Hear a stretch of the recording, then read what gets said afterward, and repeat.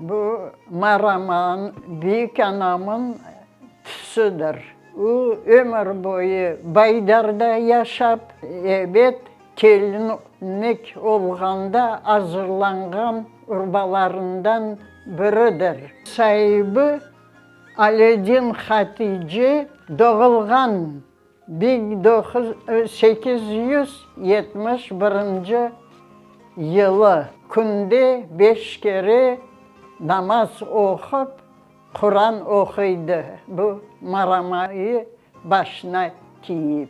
Bizi vesilet etkencez bükanam dünyada ne kadar bomba taşlasalar da Baydar'a bir kere evinden çıkan adam değildi.